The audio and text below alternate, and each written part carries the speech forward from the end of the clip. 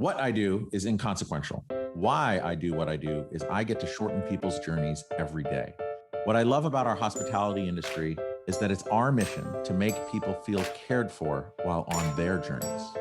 Together, we'll explore what hospitality means in the built environment, in business, and in our daily lives. I'm Dan Ryan, and this is Defining Hospitality. This podcast is sponsored by Berman Falk Hospitality Group, a design-driven furniture manufacturer who specializes in custom case goods and seating for hotel guest rooms. Today's guest is someone with a passion for art and who strives to bring global art into his hotels. He has over 50 years of experience in hotel development and management and has spent the past 4 decades building his own hospitality company. He's one of the original co-founders of Days Inn. One of his latest projects, Plant Riverside in Savannah, Georgia, which used to be a coal-fired power plant, won the North American ULI Award. It also won the World Award for ULI as Best Development.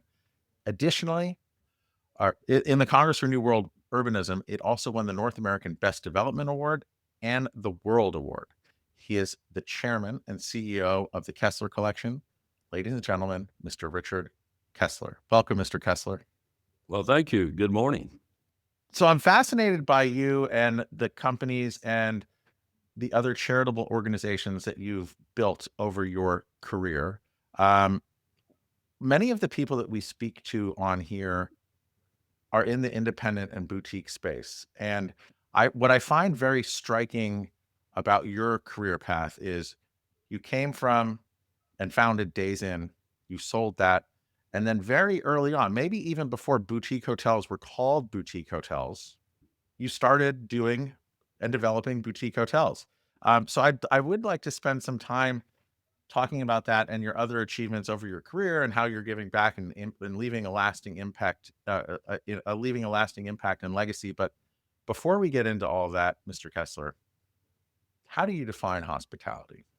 I think it's an exciting field because you're working with people and you have the opportunity to serve people and have an opportunity of respecting people where they are, give them comfort when they're traveling, and when they need help, you're there to help them as they travel. So it's, and in addition to that, it's really the entertainment business also. So it's a process of caring for people and entertaining people all the same time. Some people need more care, some people need more entertainment, but we in the process of doing both at Kessler Collection. Now, when you were a young man, maybe before college, did you envision yourself founding Days Inn or being in the hotel space at all? No, when I was in high school, I really thought about my future, and this was probably 10th, 11th grade. And I had 3 things I was interested in doing. One was I was really active in the Lutheran church, and I thought about, well, should I be a pastor, Lutheran pastor? And the second thing that I really thought about was real estate development.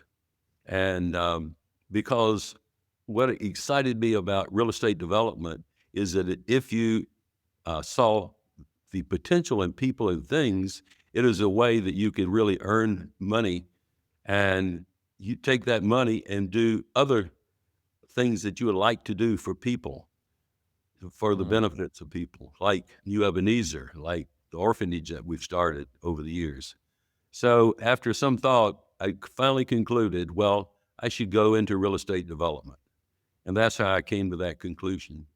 And so when I went to Georgia Tech, I really had no idea where I was going to go at first. And I asked my advisor, what would you recommend? What is the most difficult school in the state of Georgia? He said, Georgia Tech. I said, okay, that's where I want to go.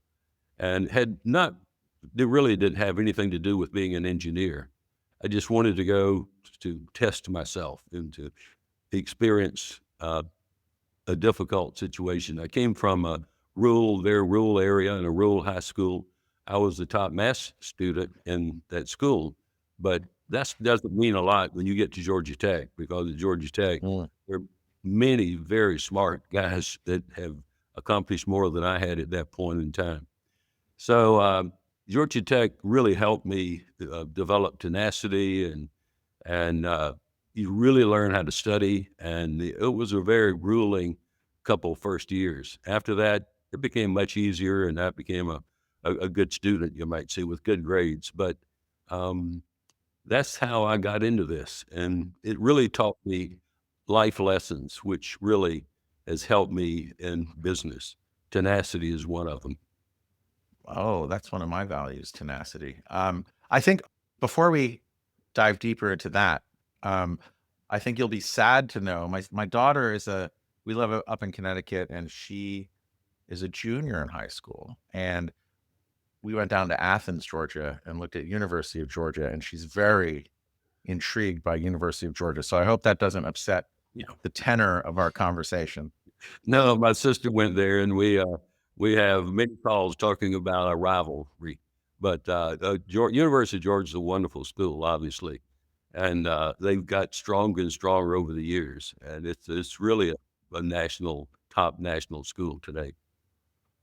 It's actually a good way to kind of bring in that idea of Southern hospitality, I think, as well. Because when we were down in Athens, we stayed, I don't know, I think we stayed at the Indigo recently. And when we woke up in the morning, everyone was tailgating. Like there were all the people that were staying in the hotel kind of tailgating, having Bloody Marys down in the lobby. And I was there with my son and my daughter, and they were just the thing that struck them as we walked downstairs, like within 5 minutes of in the morning, and even from the night before, they're like, "Gosh, everyone just looks so happy here."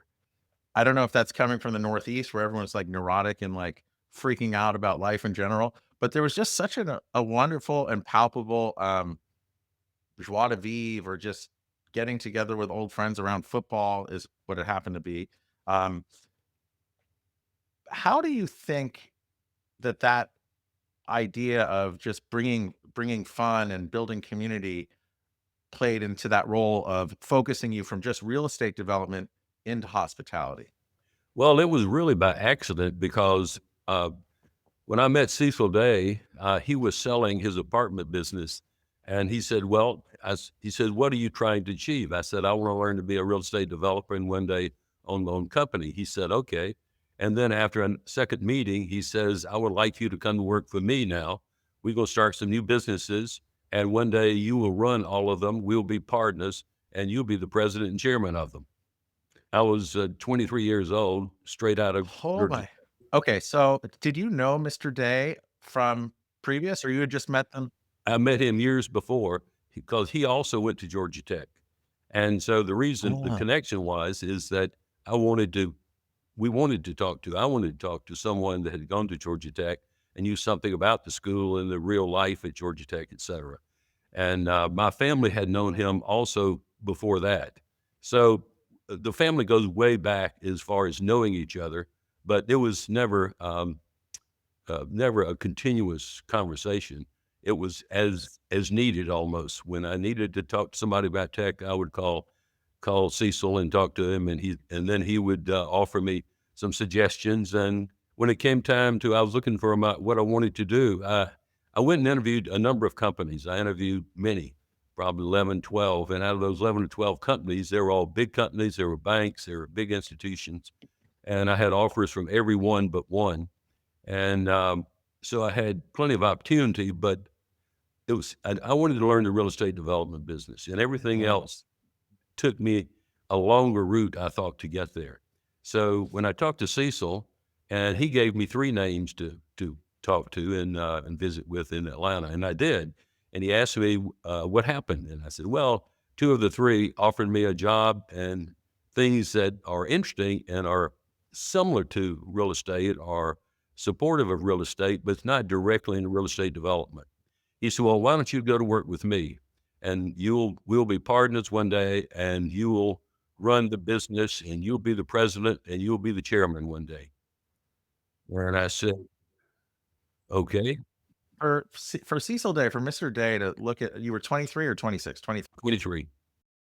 For someone like that to look at you and talk to, and obviously you knew him over the years, but to have that kind of vision to say, to see your future, if you will, Mhm. that's a very unique power. Have you seen that anywhere else in your career or life? No, not really. No, no. And we were walking on Savannah Beach when all that happened. And I said, all right. I said, sure, that's exactly what I'd like. And then he said, well, I can pay you $9,000 a year. Well, I just received my master's in engineering and operation research. And these banks and other people interviewed me and offered $12,000 a year. I said, I don't really care what you pay me, as long as I can pay my rent and have enough food to eat. I just wanted to learn the real estate development. So he said, well, that's fine. Let's go. And so that sealed the deal with Cecil. And then from then, he took off on a vacation right after showed up and went to work. He took out on a vacation with the family to California, and he found something called Motel 6. And so Motel 6 inspired him with the idea of doing something like that on the East Coast, because at the time there was no particular chain on the East Coast except Holiday Inn, Howard Johnson, but no, you might say budget hotel as Motel 6 was. As Days Inn evolved, it turned out it didn't evolve like a Motel 6. It more ended up like a Holiday Inn. And there's a long story behind that. We'll talk about that another time. But anyway, so he took out on a trip. He came back a month later, and I was there. I was left to go through the plan room and look at all these apartment plans, et cetera. He came back, and I went to my office one Monday morning, and he was back, and he put two handwritten pages on my desk, and it said Days Inn America on top. So I read it, and he came by the office later, and he says, well, let's sit down and talk about what I left on your desk. I said, sure. So he said, you read it? I said, oh, sure. And he said, what do you think? Can we do it? I said, sure. I think we can do that. And so sure enough, he said, well, why don't you pull in the rest of the guys in the company here that's been in the apartment business with me? Let's all talk about it. So I pulled about 4 or 5 guys in, and we all sat down and talked around a round table about this idea of Days Inn America. And one thing led to the other, and finally everybody voted, and all but, funny enough, his brother never voted for it, but he didn't vote against it, but he didn't vote for it. But everyone else said, sure, yeah, okay, we'll help. So then I was left with Cecil, and I was in charge of all the development program, construction development, because I grew up in construction with my father. So, and I had an engineering background. So I ran all the development of all the Days Inns for about 2.5 years. And in traveling, I ended up in Orlando and seeing Orlando blossom in 1972. Came back and told Cecil, I said, look, if we're going to be in the real estate development business, somebody has got to go to Orlando and take advantage of that boom that's going to happen. And he said, look at me, he said, when would you like to go? I said, well, Cecil, I've got 17 projects under construction right now and up and down the East Coast. But he said, well, half of them in Florida, aren't they? I said, yes. He said, well, you can still take care of those and start this company for us.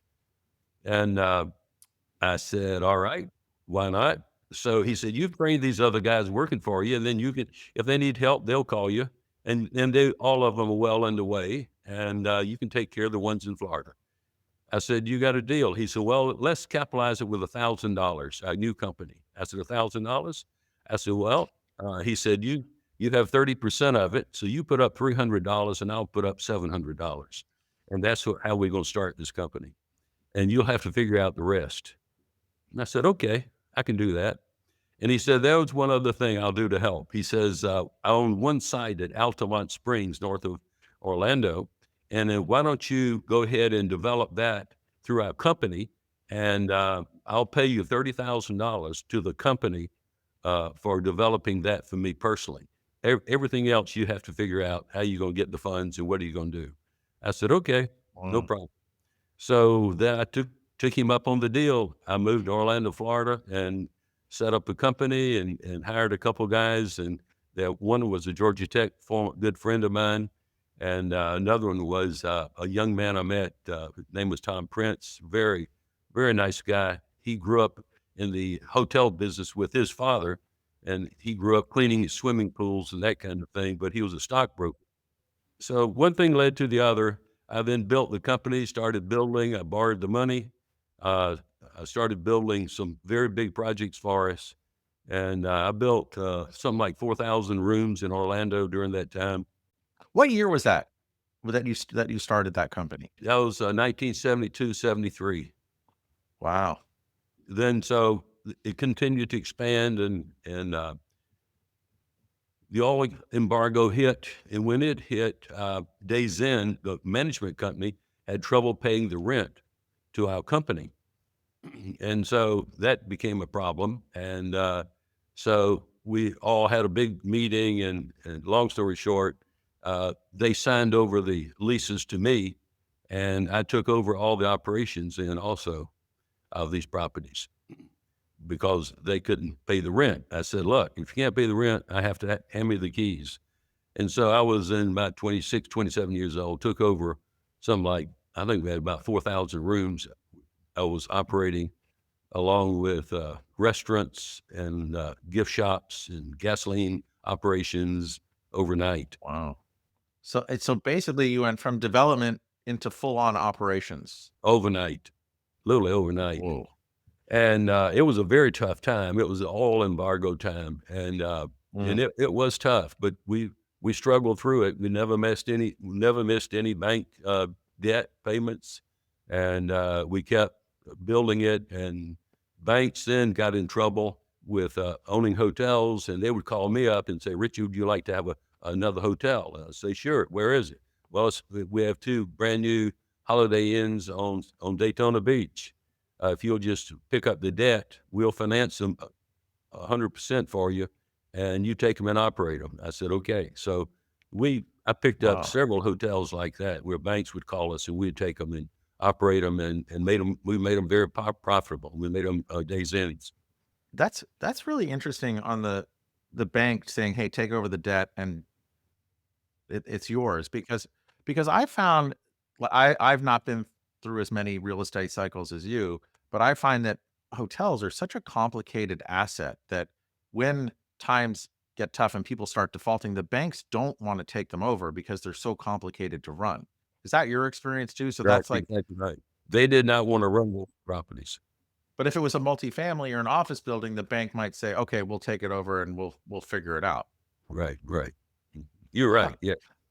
That really then put me right into operations, and I was able to make all those profitable, and everything else we had taken over from Days Inns that we're running were made profitable. And then corporate Days Inn got in trouble about that same time. It got worse as all embargo got worse. And that's when Cecil asked me to come back to Atlanta and take over all of Days Inn, take over the whole company, all those companies I had started. I had started about 4 companies at that time in different places developing. So I continued operating those. Then I also took over all of Days Inns nationwide. How many days ins were there at that point? I don't even remember. Okay, a lot. There are a lot. There are a lot of them, Yeah. and there are a lot.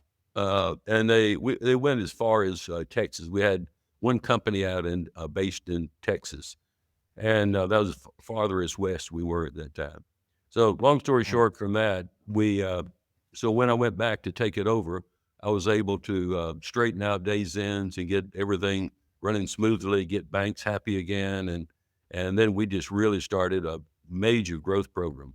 And we turned the company around from a loss the first year we took it over we compounded earnings in 20% a year for every year that Wow. I was there running it for 14 years.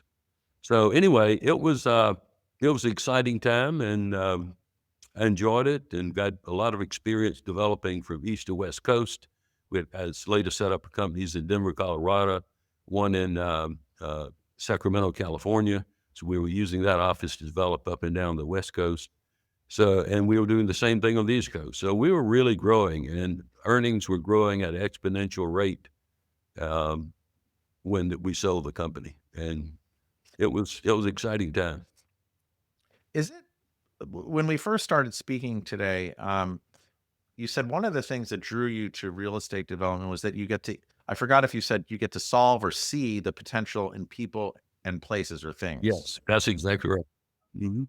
Is it possible that Mr. Day, Cecil Day, saw the potential and possibility in you, in people? Did you get that idea from him for real estate development, as far as seeing the potential in people and places, or did but he really saw it in you. He saw Yeah, something in you. That's yes, yes. remarkable.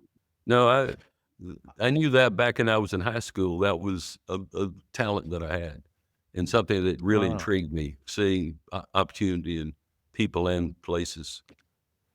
okay. And then real estate is such a, there's such a broad spectrum from multifamily to office to hotel to, industrial, you name it. Um, you went down the hotel track kind of on the earlier side of your career, but it's also one of the most difficult, Mhm. correct?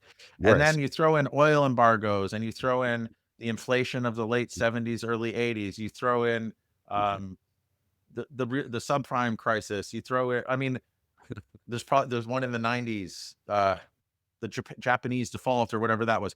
So like, how many times over your career were you standing on the edge, looking out or looking down?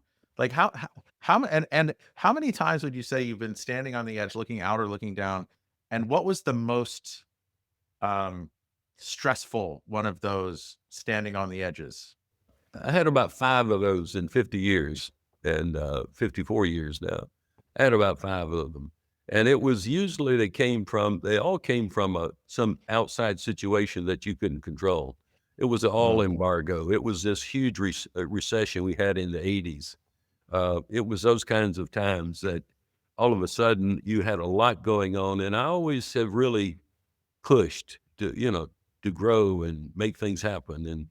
And when you in the process of growing, I mean, you're always pushing, you're always um, looking for the potential, and you working toward making it real.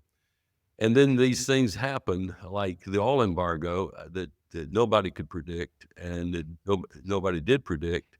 And then you find yourself then trying to um, survive through those periods. But that's where it takes tenacity and focus and work. And if you do those, you can work through most things. And so we did.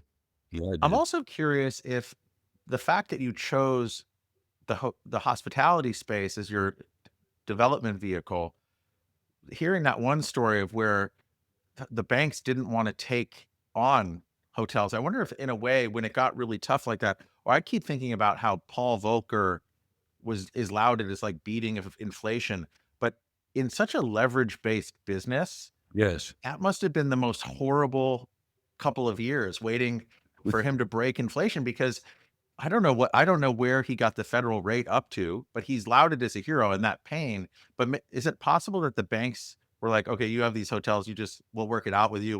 We'll, we'll add on to the end or whatever. Like, was that one of the hardest times ever for you?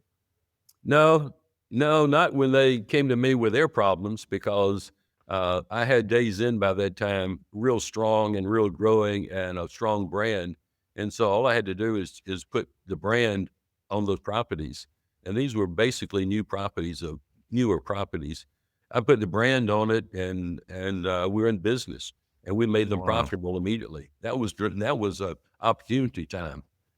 It was other times where with oil embargo, where you could not get gasoline, and, Yeah. we were heavily interstate, uh, developed properties at that time, and so that was really the real tough times. And there's a couple other times, like in the '80s, it was when we went through that, bad economy.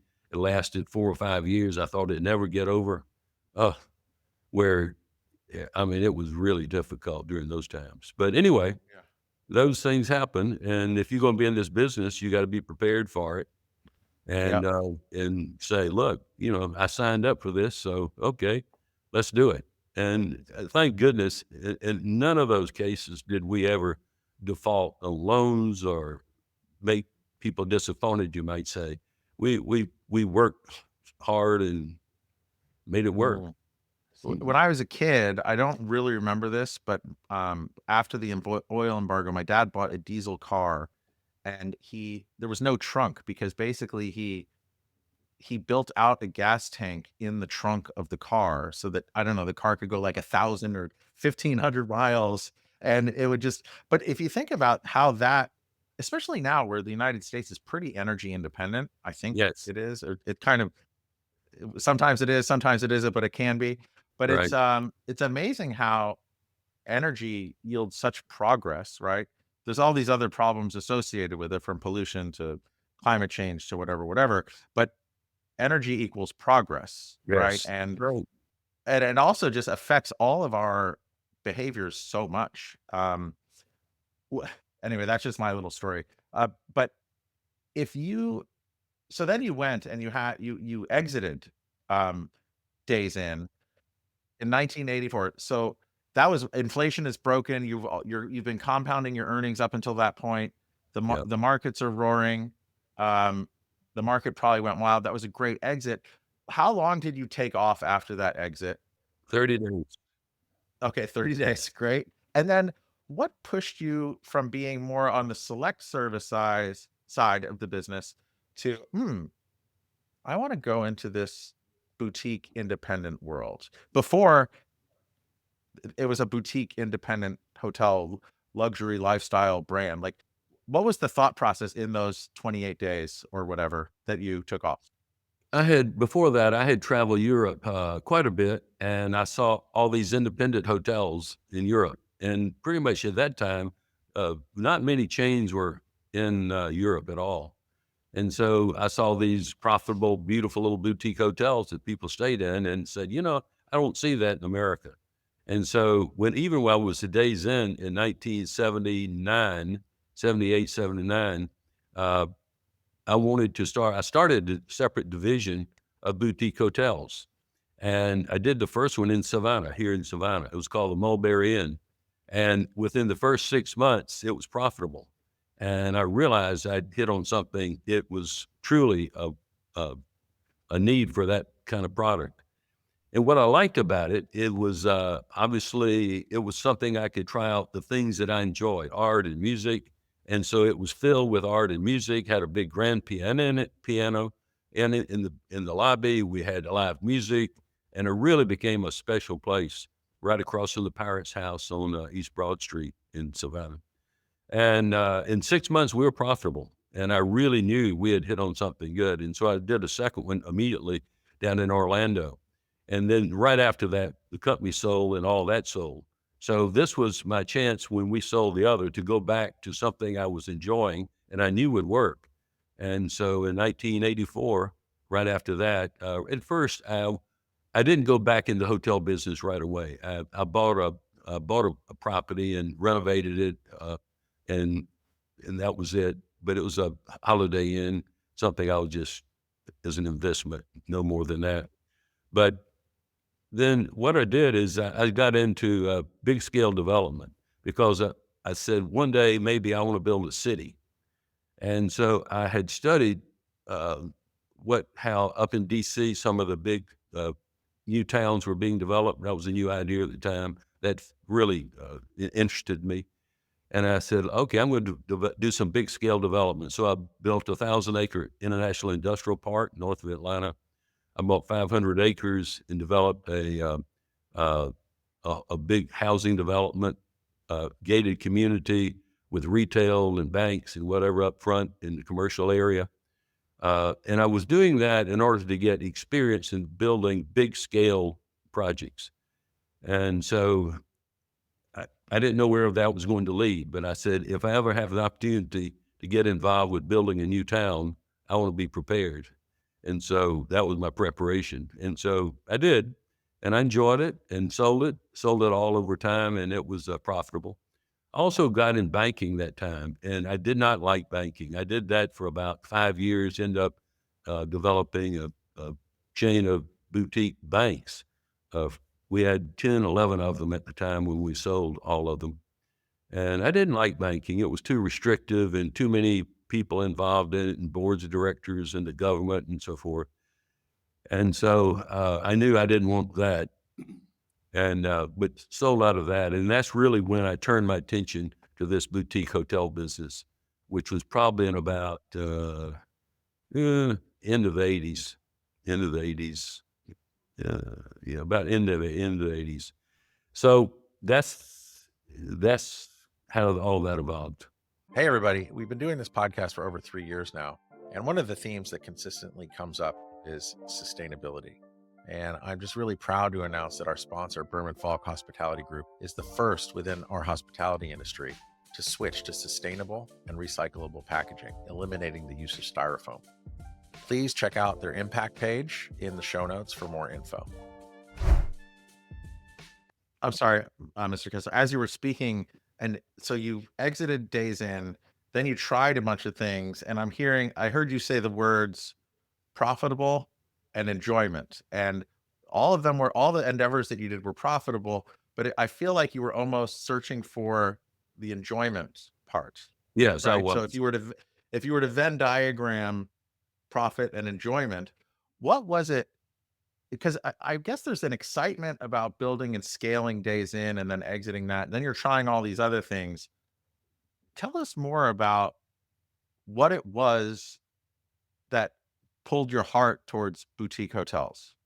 Aside from the music, you shared the music and the art, but like as you really, if you were to drill down a couple more levels, what was it about it? Creating beauty. When I look back at my career and things that I've liked from a childhood and motivated me, it was all beauty.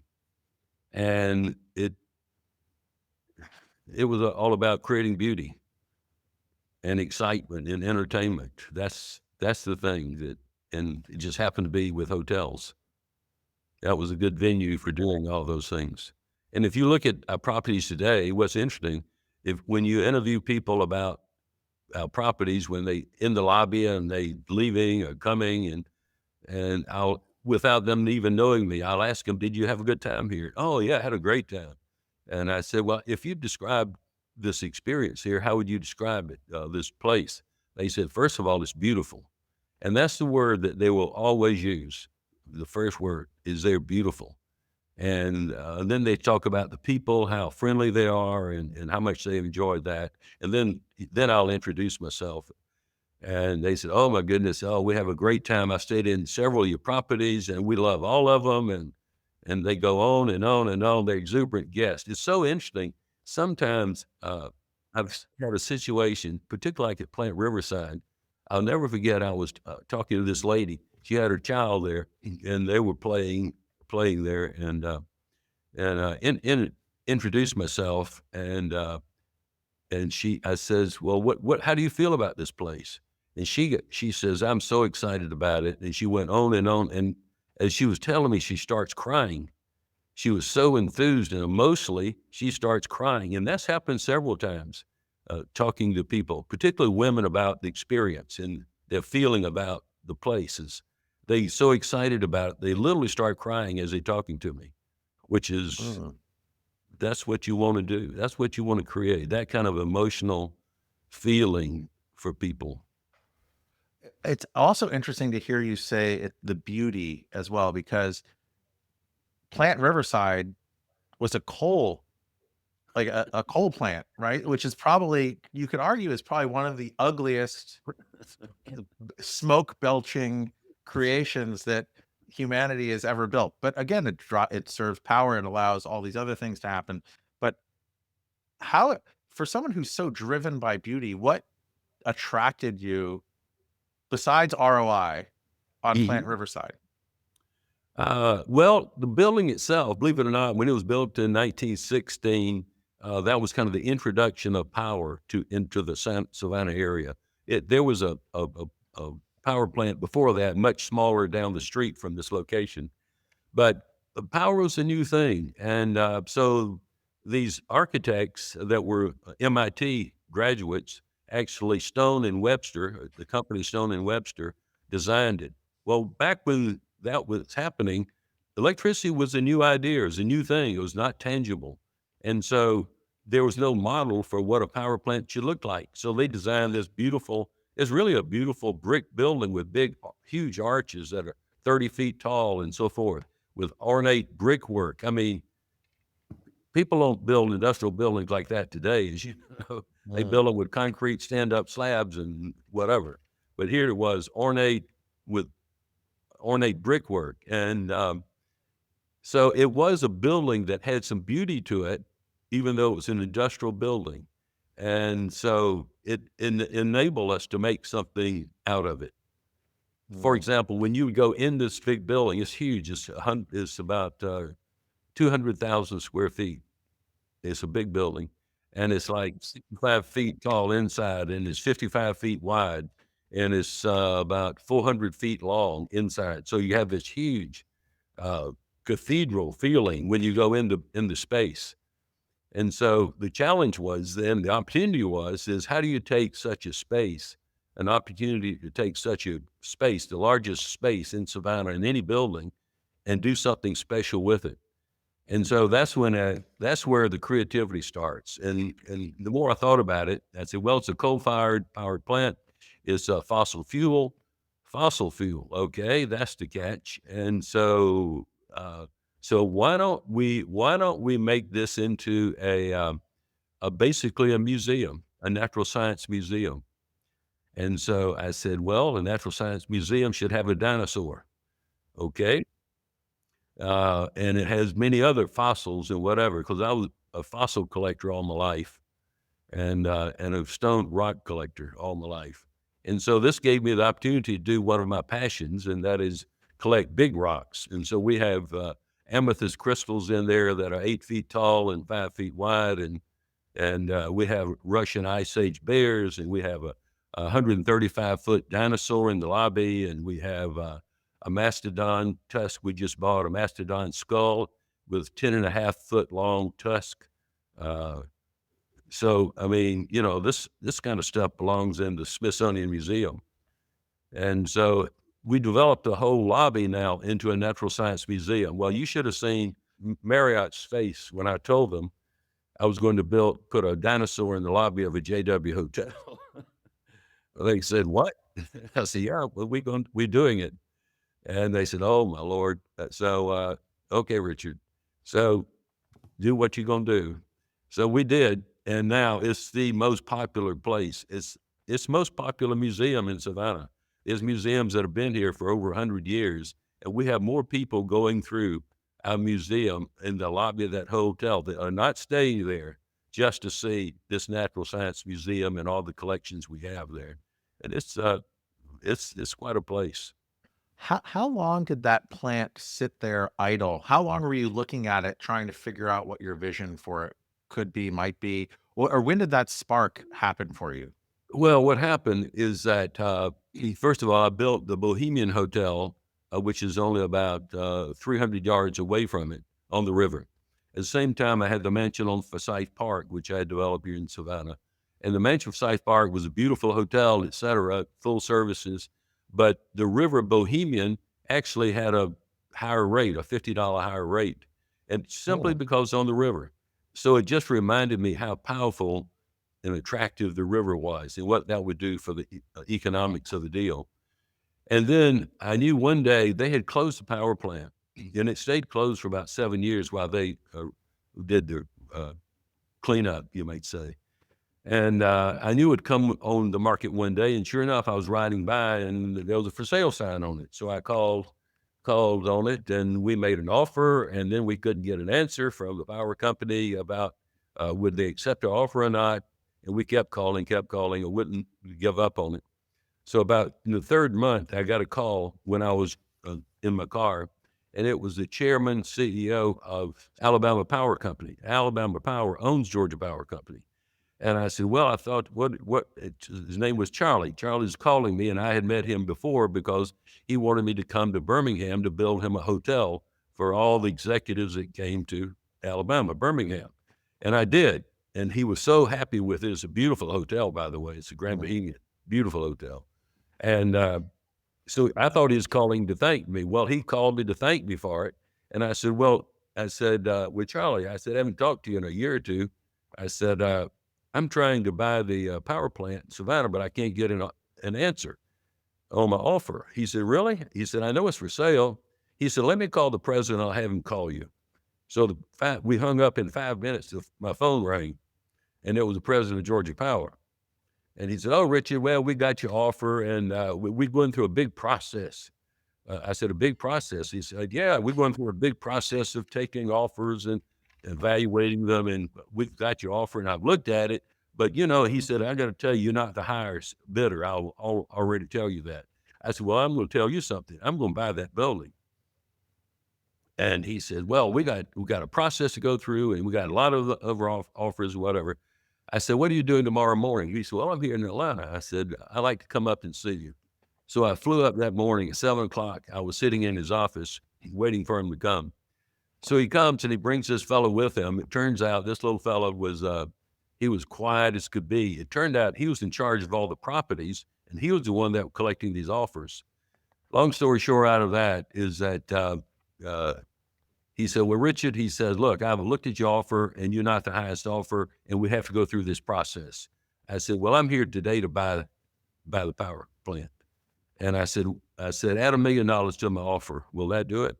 He said, nope. He said, Richard, we got to go through a process. I said, add $2 million to the offer. Will that do it? He said, nope. I said, add $3 million to the offer. And does it matter if I close it in 45 days on December 31 of this year so you could get it off your books? Will that matter? Well, he stopped then. He said, you would offer me $3 million more than you've offered, and you will close in 45 days a coal-fired power plant. And by December 31, I said, yes, sir. I said, I'll give you 30 days to due diligence on the coal-fired power plant Oh my God. and 15 days to close this multi-million-dollar purchase. He says, all right, send me the contract. I said, you'll have the contract tomorrow morning. The next day, I had it signed, and I had under contract the power plant. And we went through it, We're down to, had 2 days left on the due diligence. Everything was checking out all right. And my attorney called me and said, Richard, he said, the guys really would like to drill a hole in the bottom of the basement floor to see if there's anything under the building. And he said, but this fellow in charge of the property for Georgia Power said, you can't do that. Well, even though we had the right to do that. He said, what do you want me to do? I said, forget it. Don't worry about it. We're going to close it anyway. I said, if everything else checked out, we're fine. Oh my goodness. So I'm in California. It's at 4 or 5 o'clock in the morning, dark in the room. My phone rings. I think, who's calling me at 5 o'clock in the morning? So I answer the phone, and it's this little fellow that I told you about that was in charge of all the property. He said, Mr. Kessler, he said, I want to tell you, you're not going to do any more due diligence. You're not going to drill a hole in the bottom of that floor in the basement. And he said, so why don't you just give up on all this anyway? He said, I've got somebody here in Atlanta that's prepared to buy it, and they will close it on December 31, like we had planned to do.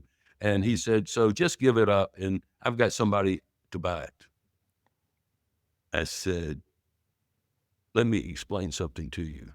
By this time, I was wide awake. I was mad as a hornet. So I said to him, look, let me tell you one darn thing right now, is that I'm going to close this building. I'm going to own this building. And what are you up to? I have no idea. And why are you calling me? I have no idea.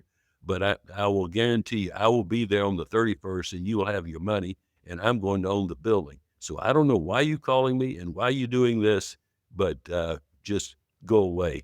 And I hung up, and that was the end of that. So on the 31st, we wired them the money, and we closed it on the 31st of December. So that's how we got it.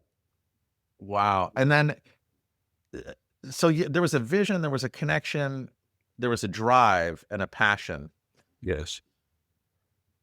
Since then, you've won these incredibly prestigious awards globally, not just in North America, but globally. And those are all outcomes. And I would venture to say that, okay, those outcomes and accolades are nice, but I think it was really the power of that vision and that visceral connection. You just knew that this was the right thing to do. Yeah, you could what it could become. And actually, the whole development is about 665,000 square feet. And it has a retail, has about 20,000 feet of retail. It has a 500 car garage, 4 levels underground, 4 levels above ground, but all wrapped in hotel rooms and ballrooms. So you don't even know it's a parking garage. We built an MLK park that seats about 250 people. We did a monument to MLK at the end of MLK Drive. because there was no monuments to his life, even though he'd been to Savannah a number of times. And so we built a MLK Park with a big stage and fountains, and we have 3 Mhm. fountains on the property. Uh, we have things for kids to do. We have dinosaur digs for them. We have outdoor pavilions where you can sit right on the river and eat shrimp. Like if you had to go to some of the islands to get this experience, I brought that experience into the city for seafood and barbecue and hamburgers and all kinds of different foods. We have 13 food and beverage operations at that plant Riverside, so it's heavy into food, and our company is very heavy into food. We believe that food drives businesses is Mm. critical to 4-star operations. So we half of our revenue in our company is food and beverage, and half in plant Riverside. One thing that I want to share with everyone, we've been, you know, Mr. Kessler's been sharing some highlights over his nearly 50-year journey, career journey. Um, but throughout all of that, I've also got this impression, and not just an impression, but you've told me about how you want to help impact those who are less fortunate or maybe don't have the access to everything else that you may have had or all of us may have had who are listening. Um, and that could be from orphanages to just various other philanthropies.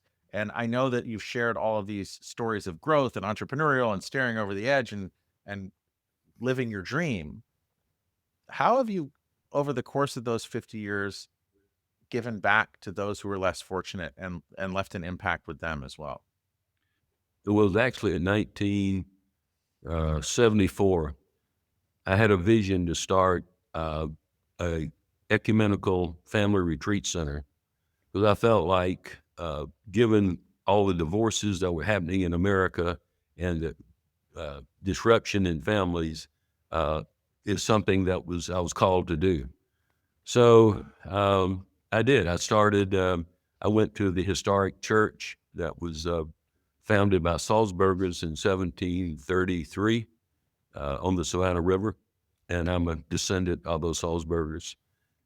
These are people that left Europe, left Salzburg area, and because of their religious belief, they were Lutherans. They were not Catholics, and they came over to America.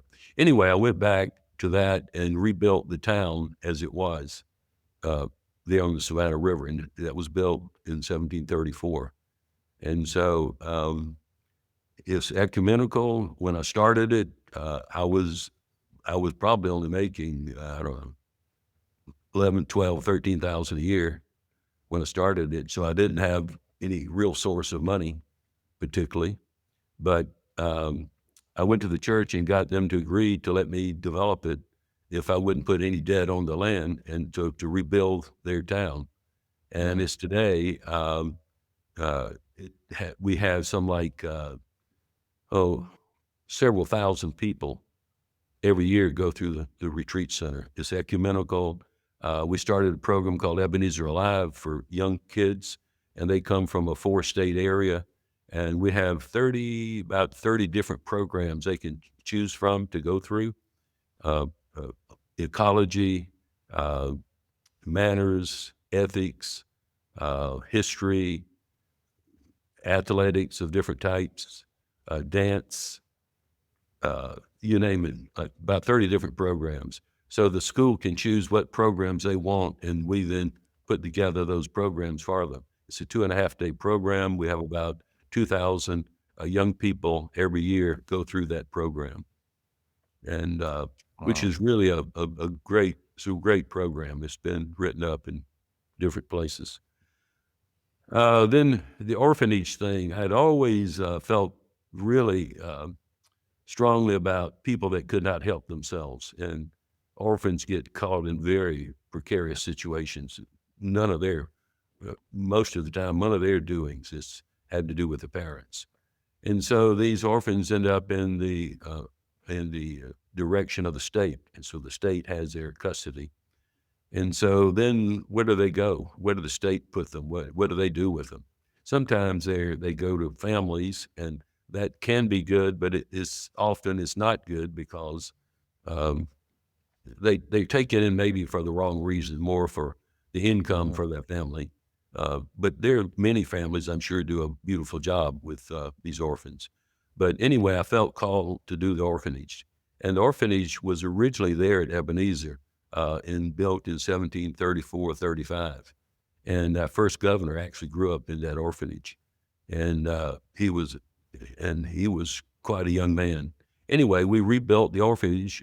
I called a friend of mine that went to Tech, and that he was 3 or 4 years older than I, and our fathers were good friends. I said, let's put up the money, and I'll build the orphanage for us. You put up half the money, I'll do the other, and I'll get it built, and we'll name it after our fathers. And he said, okay, Richard. And so he sent me the check, and I went to work, and I put my money in it and built the orphanage. And it's what 20 some years old now.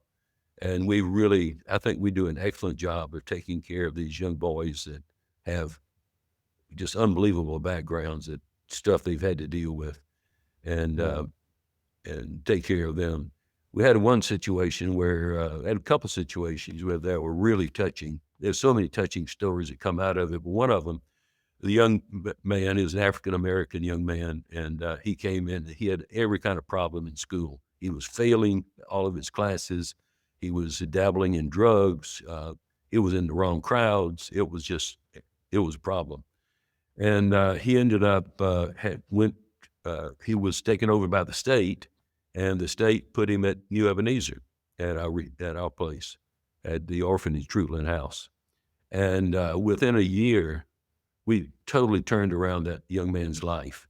He and how it really happened then. Uh, his father, who had separated from his mother on the other side of the state, had requested to the courts to let him son back. Long story short of that was he got a. They went. The director of the center and the young man went to the court on the other side of the state, and the judge calls him up and says, "Young man, what would you like to do? Your father wants you to go back home, and you you're staying now at the retreat. You're staying at the orphanage. What would you like to do?" And he said, "Judge, I want to stay at the orphanage, and the reason I want to is because now I have good grades. I'm making good grades. I'm on the football team. I've made great friends." And he's really excelled. It's unbelievable what a turnaround it was. And he said, "So Judge, please let me go back to the Treutlen House." So it's those kind of stories that just really makes the work worthwhile. Yeah. It's um it's a much different type of hospitality. You talk about helping people see their potential or feel cared for or finding comfort. I actually recently interviewed a new friend of mine. We went down to Guatemala to build a house for a family in a Yeah, rural spot, and I interviewed him. The reason why I interviewed him. He's the director of this thing. It's called Houses to Homes. I was just struck when he was sharing his story. He said, he was kind of out on the streets when he was a young boy, and he said he found this orphanage. This orphanage took him in, and that was the best memories of his childhood, was being in an orphanage. And I was like, I yeah, cannot imagine what a place you must have come from to have being in an orphanage be this release and this grounding and this feeling of warmth. Because most yes. of the stories you hear about orphanages are not that. And I commend you on that. And I didn't realize that you started the Salzburger. What is the retreat center called again?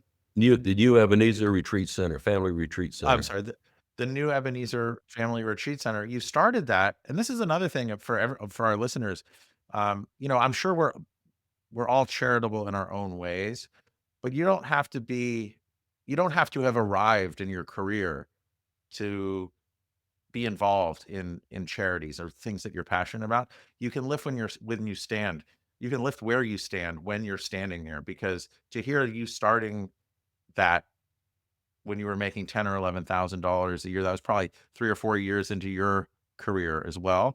Yes. I think that could be a real sense of inspiration for everyone else. You don't have to wait till you've gotten to where you wanna be. You can always start now. It was unbelievable how that unfolded. It was one miracle after the next that enabled it, just one after the next. It's unbelievable. And I've written the story. It's, 'cause people have asked me to do that because it has some very unusual things that happen along the way, and, but it's been great, wonderful. You know, I look back on my own life, people asking me what's I'm 79 years, 78 years old now, and, they ask me, "Of all the things you've done, what are you most pleased about? What are you most proud of?" And I said, "Well, actually, it would be New Ebenezer and the orphanage, of all the things I've done." Well, and that's probably because if you come back to seeing the potential in things, like that was your drive to real estate and people and places, I would say that the impact that both of those organizations have had on I mean, I'm sure you have hundreds or thousands of stories, but the impact that that helps shorten those people's journeys or put them on a different path is just probably so much more rewarding than all these other great projects and buildings and companies that you've built over your career. Yeah. Well, that's true. That's very true. And the thing about it, if you think about it from the idea and the concept of looking for potential in people and things, and when one can do something like that, when you really don't have the money, you're making 11,000 a year or whatever it was, or 12 a year at that time, and but you have the vision, and you feel like you have the calling to do it, where you're really stepping out on faith. And it was literally one miracle after the next that made all these things come about. And you think about that, you didn't have a lot of advantages per se, but you had a vision for it and you felt called to it and just stepping out and saying, I see the potential in this and I've got to do this. Yeah. And it works out.